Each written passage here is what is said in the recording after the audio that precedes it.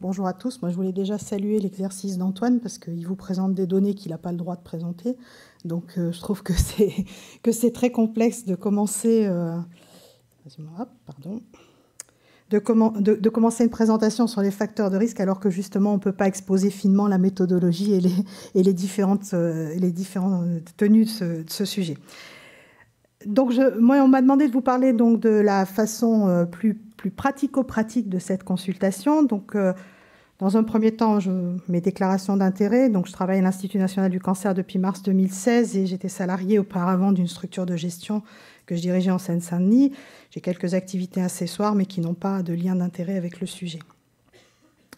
Deux parties dans ma présentation. Une première partie sur le contexte qui nous a amené à cette consultation, puis ensuite une partie plus pratico-pratique sur comment on pourrait faire, qui est une partie, je vous le dis d'ores et déjà, qui risque d'être un peu frustrante parce qu'il y a plus de questions que de réponses, mais peut-être parce que justement, rien n'est construit actuellement, tout est en réflexion et on va construire ensemble et non pas dans une institution pour vous livrer la bonne parole.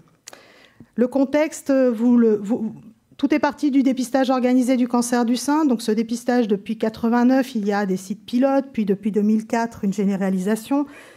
Tous les 2 ans, une mammographie est proposée avec un examen clinique des seins pour les femmes âgées de 50 à 74 ans, les femmes que l'on dit asymptomatiques et à risque moyen. Le constat, c'est que l'indicateur de suivi de ce programme, l'indicateur principal, qui est le taux de participation, il a monté en flèche dans les premières années, puis il est resté relativement stable. Et depuis les années 2014, on voit une petite inflexion qui se confirme en 2017. Je n'ai pas le chiffre encore officiel, mais la baisse se confirme. Notre objectif dans la mise en place de ce programme, c'était d'atteindre 70% de participation. Vous voyez que là, on est aux alentours de 50%. Donc, on n'est pas satisfait de cette participation. Il y a une petite spécificité française.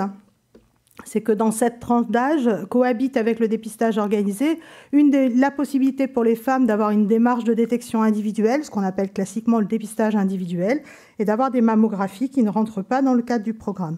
Donc probablement que le taux de participation, en tout cas le taux de couverture en mammographie des femmes françaises est supérieur à 50%, probablement aux alentours de 60-65% dans certaines régions, ce qui veut dire qu'on n'est pas très loin non plus de la cible de couverture, mais peut-être avec quelques défauts de qualité, puisque le dépistage individuel n'est pas évalué de la même façon.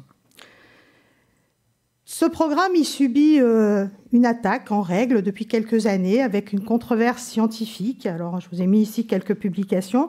Cette controverse scientifique, elle est très largement reprise dans les médias, et ça a sans doute un impact factor sur nos patientes qui est important. Il y a 3 thèmes principaux dans cette controverse. Le fait que le programme de dépistage génère du surdiagnostic et du surtraitement. Alors oui, quand on va chercher quelque chose, on a plus de chances de le trouver. Ça, on est tous persuadés de ça. Quelquefois, on trouve des cancers qui peut-être auraient eu des évolutions relativement lentes et qui peut-être n'auraient pas conduit à être aux symptômes avant le décès de la patiente. Et il y a sans aucun doute une part de surdiagnostic et donc peut-être de surtraitement au sein de ce programme. L'autre sujet de controverse, c'est le libre choix des femmes. Tout à l'heure, j'ai entendu qu'on reçoit une convocation. Non, on reçoit une invitation. Mais quand même, pendant quelques années, alors nos collègues québécois utilisent des outils de ce type-là, qui sont plus dans l'outil d'aide à la décision. Il y a aussi ce type-là d'information. Globalement, ça a été reproché comme étant du pinkwashing, c'est-à-dire il faut y aller, il n'y a plus qu'à, allons-y. On est dans quelque chose de plus promotionnel que décider conjointement. Le dernier, et pas le moindre sujet de polémique sur le programme, c'est que finalement, est-ce que ce programme, on est capable d'évaluer son impact correctement sur la mortalité, puisque, in fine, l'objectif de ce programme, c'était bien de faire baisser la mortalité par cancer du sein et d'alléger les traitements. Ces 3 thèmes principaux, ils ne sont pas niés par les experts. Je rappelais ici que sur le site de l'Institut national du cancer est écrit en toutes lettres que la mesure de la mortalité et de la baisse de mortalité liée au programme est actuellement impossible, puisque nous n'avons pas de population de référence. Et il y a également, enfin je vous engage à le regarder sur le site national du cancer, tout un tas d'éléments sur les limites de ce programme. les experts scientifiques font régulièrement des congrès, des colloques. Vous avez ici les journées de scénologie de 2011 où le thème était sur diagnostic et sur traitement. Et il y aura en 2018 à la CIFEM tout un tas d'experts qui vont travailler sur expertise et mise au point dans le cancer du sein. Ça, c'était les professionnels et les scientifiques très impliqués, partie prenante du programme. Ce qui a été fait ces dernières années, c'est un investissement du champ de la controverse par d'autres professionnels et d'autres citoyens, et ça a donné lieu à la mise en place de la concertation citoyenne scientifique dont a parlé Sandrine tout à l'heure. Cette concertation, en fait, elle s'est tenue d'octobre 2015 à septembre 2016. Elle avait eu pour objectif de répondre à 3 questions. Quel est l'intérêt et la limite du dépistage? Comment s'organise ce dépistage? Et puis, quels sont les objectifs du programme? Il y avait un site de contribution en ligne, on en a parlé, il y avait une conférence de citoyennes, il y avait une conférence de professionnels.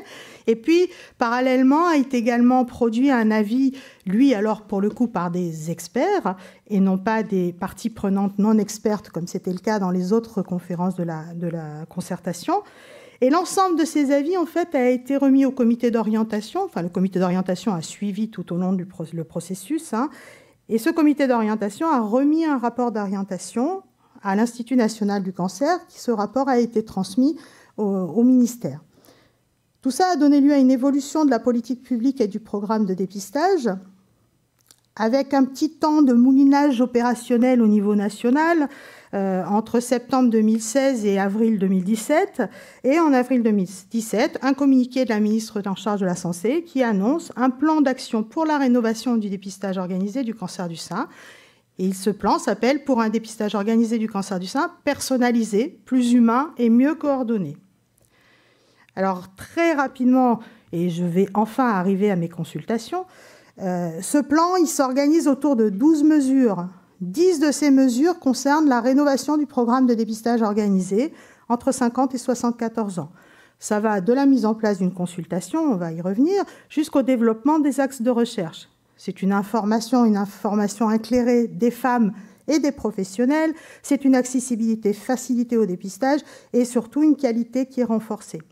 Il y a une mesure qui concerne spécifiquement les femmes avant 50 ans, les 25-50 ans, et cette mesure, c'est la consultation dédiée, dont on va parler à l'instant, qui bénéficie depuis la loi de finances de l'année dernière d'une prise en charge à 100% par l'assurance maladie. Et puis, il y a une mesure qui concerne les femmes après 74 ans. Sandrine l'a dit tout à l'heure, des questions récurrentes des femmes, c'est « mais pourquoi ça s'arrête à 74 ans? Moi, je ne suis pas vieille.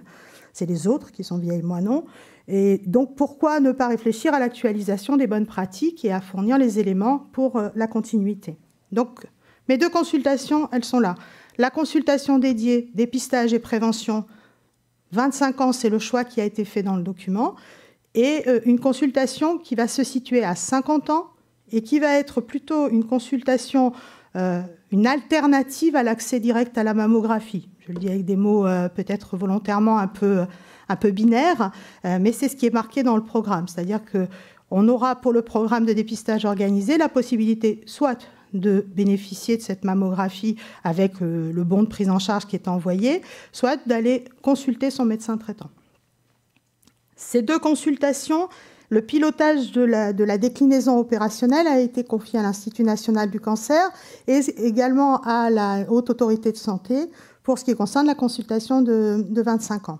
Donc l'INCa et la HAS sont en cours d'élaboration d'une méthodologie de travail. Alors comment faire concrètement? Je ne reviendrai pas dans ma présentation sur le bien fondé de cette consultation ou pas. Elles existent, elles sont positionnées. Je vais plutôt vous amener à réfléchir à comment on pourrait faire pour que ça marche. On a peu de documents sur les consultations de prévention. On a un rapport du Haut Conseil de la santé publique qui a été fait en 2009, qui faisait un état des lieux des pratiques en prévention et qui amenait quelques propositions pour le développement de ces pratiques. Ce que l'on peut retenir parmi les éléments de ce rapport, c'est que, 1, il faut s'appuyer sur des données probantes scientifiques. 2, il faut définir, et alors c'est écrit comme ça dans le rapport, des référentiels psychocomportementaux et produire des outils. Alors c'est des mots qui sont bien compliqués. Globalement, Je pense que le rapport nous dit « sortez du biomédical pour aller vers le comportemental parce que dans les facteurs de risque, vous allez en avoir besoin ». Il nous dit qu'il faut que ce soit organisé. Et cette logique organisationnelle, il nous précise qu'il faut l'inclure dans un continuum au sein du parcours coordonné de santé de la patiente. Tout à l'heure, un d'entre vous est intervenu pour dire « mais moi, je fais pour mes patientes des plans personnalisés ». On va voir que c'est un petit peu la conclusion de mon travail. Il nous dit aussi qu'il faut qu'on prévoie les modalités de suivi, que c'est bien d'avoir des temps dédiés de consultation, mais qu'il faut se préoccuper de ce qui va se faire après. Et surtout, il faut se préoccuper de comment on va le faire et avec quel professionnel de santé. Et puis enfin, ce rapport, il nous dit qu'il faut qu'on évalue les choses. C'est bien la moindre des attentes que l'on puisse avoir. Alors très concrètement, ces consultations, quel va être l'enjeu, la finalité? Si on regarde le document de rénovation du plan du cancer du sein, les thématiques prioritaires, c'est le cancer du sein, le cancer de col de l'utérus. Bon, nous, on a vu déjà dans les premiers échanges que l'entrée par la thématique cancer, ça mettait un petit peu une focale d'entrée. Donc comment va-t-on faire pour arriver à dynamiser ces consultations et en faire quelque chose qui soit opérationnel? Ça, c'est la moindre des choses aussi, mais surtout qui soit utile à la santé de nos patientes. Alors, la consultation médicale, je ne vais rien vous apprendre, c'est deux acteurs. Donc là, en l'occurrence, c'est une petite dame et puis son médecin. Vous avez remarqué que pour froisser aucun médecin, j'ai mis un stéthoscope. Ça, on peut être homme, femme ou autre chose. C'est une relation entre les deux. Donc la femme, dans le cas présent, elle aura 25 ans ou 50 ans. Le médecin, il sera médecin traitant ou gynécologue, nous dit le document. Pour la femme, l'enjeu, c'est sans doute de trouver un équilibre entre un contact purement informatif, et peut-être informatique aussi d'ailleurs, mais un contact qui sera, voilà, votre risque de cancer, madame, c'est ça, et voilà ce que je vous dis qui serait bien pour vous. Et puis peut-être un travail autour de ce que Antoine nous a un petit peu présenté, c'est-à-dire les parts attribuables selon les facteurs de risque, et puis comment je pourrais amener à un changement de comportement. Équilibre bien fragile et difficile, mais sans doute l'enjeu est-il là. Pour le médecin, l'enjeu, il va être d'évaluer en fait de façon multidimensionnelle la situation de la femme. Alors vis-à-vis du risque de cancer, c'est un peu la commande qu'on lui passe, mais on sait tous, et je ne vous ferai pas l'affront d'écrire ce modèle, qu'on va s'appuyer autour d'un certain nombre de déterminants qui sont bien au-delà du simple risque de cancer, qui vont être aussi sur son mode de vie, sur la façon dont elle travaille, sur ses loisirs, sur ses habitudes alimentaires, etc. et que sais-je. In fine, je rejoins la proposition la méthode qui est employée par un de nos confrères. Peut-être bien que la solution, c'est un petit peu ce qu'on va attendre, c'est de faire un projet personnalisé de dépistage et de prévention en mesurant ce qui est modifiable, à quel terme, peut-être en regardant quels enjeux il y a pour le dépistage pour cette patiente et quelle stratégie il faut que l'on ait à l'esprit, la patiente et le professionnel de santé, et puis quelles sont les bonnes pratiques attendues autour de ces éléments-là. Il faut organiser cette consultation, nous dit le Haut Comité de santé publique. Qu'est-ce qu'on va faire avant, pendant, après? Alors si on met notre petite dame là dans son continuum de santé, et puis la consultation, avant, il va bien falloir qu'on se débrouille pour communiquer, pour faire savoir l'existence de ces temps dédiés. Il va falloir aussi qu'on prépare cet échange pour qu'on ait un objectif commun, que ce ne soit pas un échange qui soit un échange comme tant d'autres, avec l'enjeu du temps qui passe et de répondre à la question avec laquelle elle est venue et pas forcément de prendre un petit peu de hauteur sur le sujet. Et il va falloir qu'on se pose la question combien de temps on y dédie. Est-ce qu'on fait une consultation plus longue? Est-ce qu'on a besoin de plus de temps ou pas? Est-ce qu'il faut qu'on y mette certains actes techniques? 25 ans, c'est l'entrée dans le dépistage du cancer du col de l'utérus. Donc, on pense frottis. C'est aussi le rappel d'été polio, on pense vaccination. Est-ce que ce sera le temps? Est-ce que ce ne sera pas le temps dans ce temps dédié?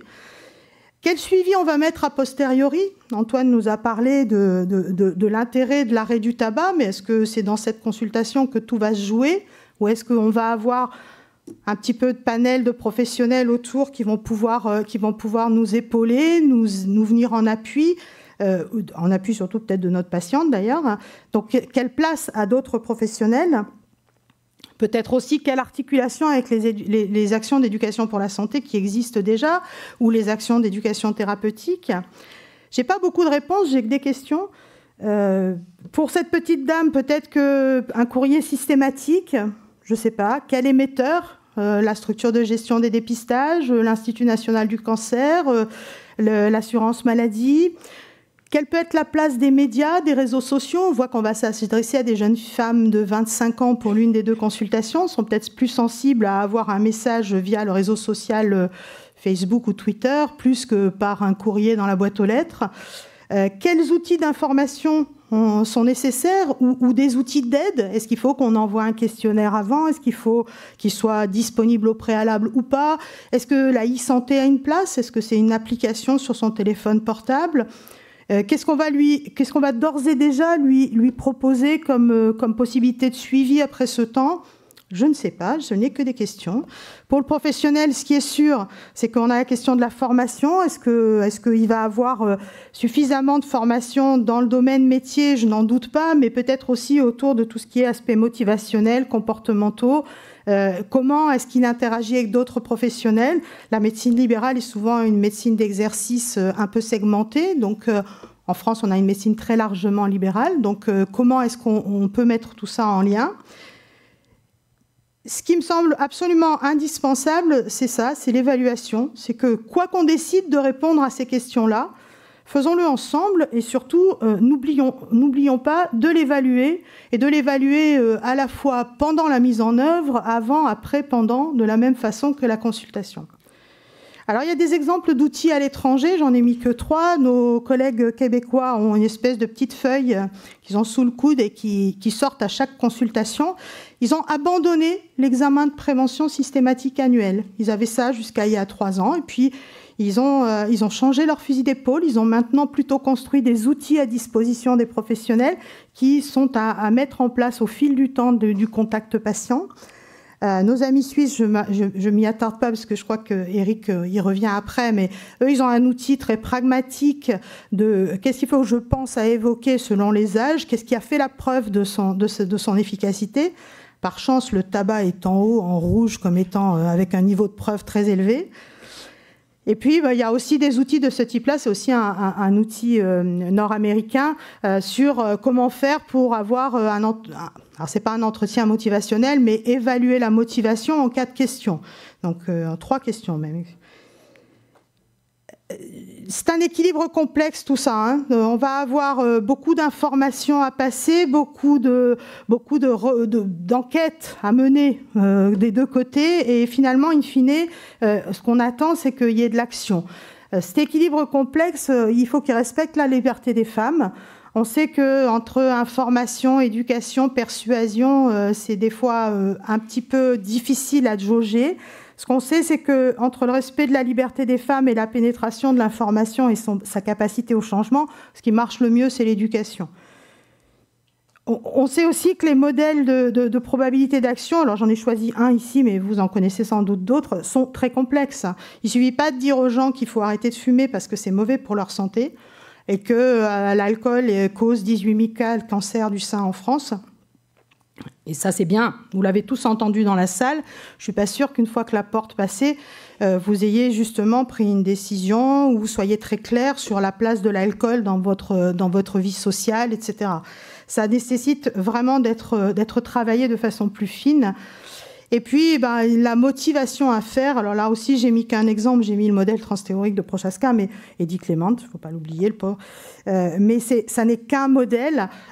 Savoir évaluer la motivation à faire, c'est déjà une première chose. Savoir faire passer à l'acte, c'est quelque chose de très, très, très délicat. Et c'est quelque chose qui, de toute façon, va toujours osciller entre le versant éducatif et le versant persuasif. On sait tous qu'en tant que médecin, quand on est persuadé de quelque chose, nos patients en sont beaucoup plus vite convaincus que lorsque l'on est nous-mêmes en doute sur quelque chose. Donc, il y a un équilibre vraiment complexe à trouver dans cette consultation. Et puis, pour complexifier encore un peu les choses, je terminerai en disant qu'il faut aussi avoir une vision dans ces temps dédiés, une vision d'équilibre entre cette vision individuelle du temps contact patient et une vision collective. S'il existe des programmes de dépistage en France, c'est certes pour que nos patientes bénéficient de dépistage, mais c'est aussi pour que la mortalité de la maladie soit impactée. Donc c'est un peu un enjeu collectif qui va être un petit peu complexe au niveau de la relation patient à transmettre. Je vous remercie.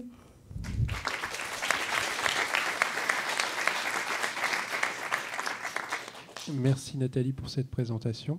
Alors comme il y a beaucoup de questions, il y a peut-être des réactions pour le coup dans la salle. Des réponses ? Oui, monsieur.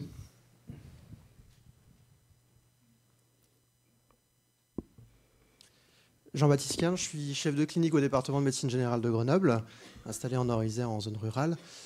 Je voulais avoir un petit peu votre ressenti et puis votre réaction par rapport effectivement à un point en particulier sur le développement de nouveaux outils. Vous évoquez effectivement des exemples à l'étranger. Vous évoquez aussi la concertation citoyenne et un des résultats qui a été la publication de ce livret qui nous a été tous distribués en fait à l'entrée. J'ai été personnellement assez stupéfait d'un certain nombre d'éléments qui en fait en termes de formulation à l'intérieur de ce document.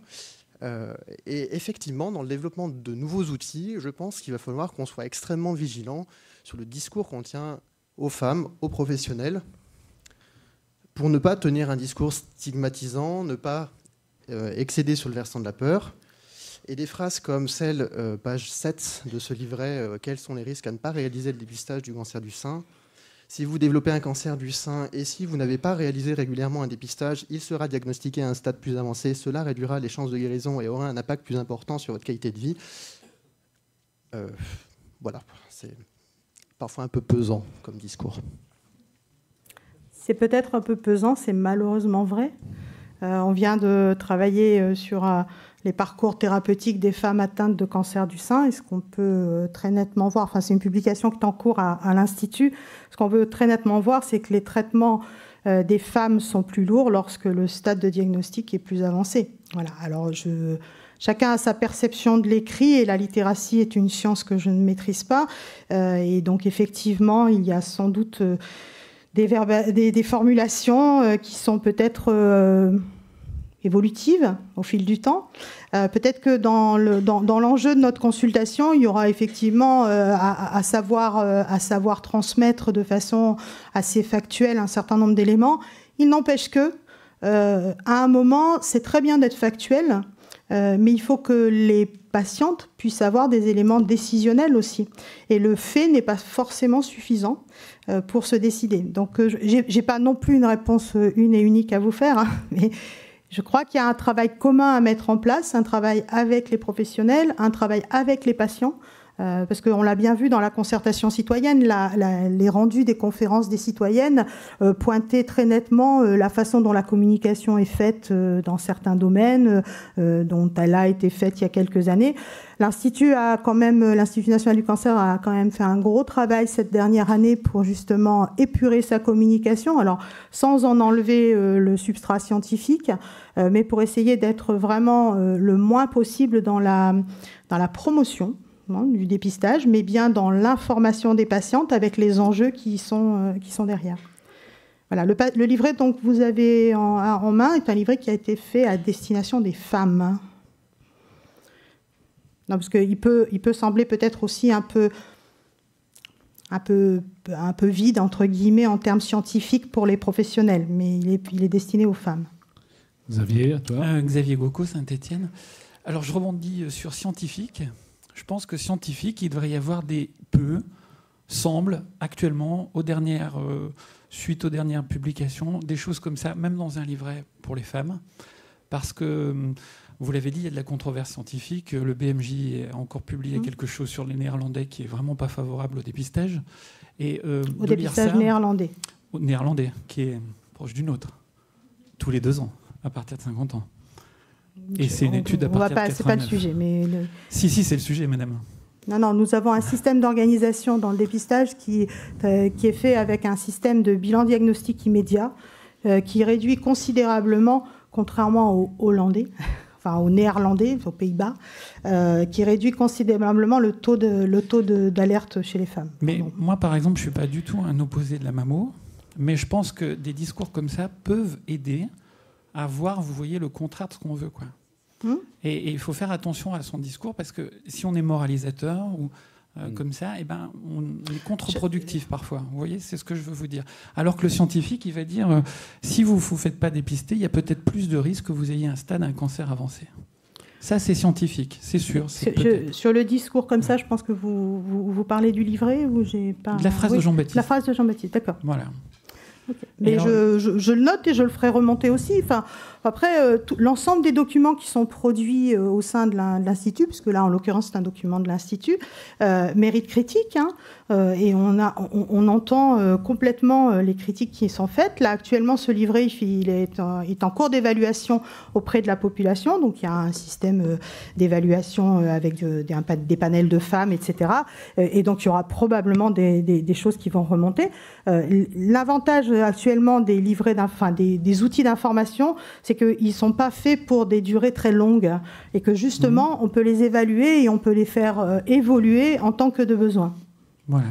Alors, moi, je voulais juste faire une remarque. Il y a un article de Family Practice qui compte notre temps pour la prévention, qui est tout récent, là, et qui montre que 20% de toutes nos consultes devraient être faites pour la prévention, avec une variabilité individuelle de 0,6 à 200%. Parce qu'évidemment, si je suis un homme de 70 ans, que j'ai toujours fumé et bu, et j'ai peut-être plus de choses à entendre par mon médecin que si je suis une jeune femme de 25. Donc il faudra probablement prendre en compte ceci, parce que dans un pays où la démographie médicale n'est pas super bonne, comment organiser une consultation dédiée qui est presque un mythe? Pour revenir sur ce que dit Henri, nous on fait de la prévention à toutes les consultes. Alors peut-être l'outil, en effet, ce que vous disiez à la fin, on voit peut-être pourquoi certains pays ont abandonné l'idée de consultation dédiée et basculé sur des outils qui aident au moment où le médecin en a besoin pour son action, quoi. Voilà. Merci. Alors sur le temps de consultation, il y a également une méta-analyse qui vient de sortir là, sur les durées de consultation avec un comparatif sur, je ne sais plus de 40 pays. Savoir quand même qu'en France, on fait partie des pays où le temps de consultation est bien placé en termes de temps. Hein. On est plutôt dans les pays où on a des consultations qui sont longues. Bangladesh, c'est 0,47 secondes. Ça, je l'ai retenu parce que c'est quand même assez exceptionnel. Je ne sais pas comment on fait une consultation en 47 secondes, mais on peut au Bangladesh. Voilà. Après, bon, c'est pour dire qu'on n'est pas si mal loti en termes de temps de consultation. Après, je crois que l'enjeu, c'est quand même la qualité que l'on met derrière. Et dans ce programme, si ça s'est transformé en consultation, c'est parce que la consultation, c'est notre outil en France. En France, on a une médecine qui est organisée autour des temps de consultation. Donc, je pense que la volonté, en fait, qui avait émergé de la concertation citoyenne, c'était le temps dédié, c'est-à-dire prendre le temps d'aborder la prévention, d'aborder le dépistage, autrement qu'au travers des programmes nationaux, etc. Prendre le temps en France, ça se traduit par consultation, parce que c'est notre outil, notre système de santé est fait autour de ça. C'est à nous d'inventer peut-être autre chose, peut-être de profiter d'un temps de consultation pour pouvoir dynamiser quelque chose. Et je pense que beaucoup dans la salle, parce qu'en général, quand on vient en conférence, c'est les gens qui sont intéressés, beaucoup dans la salle ont déjà des réponses. Mais je pense que c'est important que nous soyons imaginatifs. Et quand je parlais de e-santé, il y a peut-être quelque chose aussi dans la continuité à mettre en place. Merci Nathalie, le temps tourne. Donc merci pour ton intervention. Et oui, on peut applaudir, bien sûr. Bien sûr, bien sûr. Alors maintenant, on va demander l'avis aux généralistes. Eric, à toi. Bien, qui va être le dernier intervenant. Merci Bernard.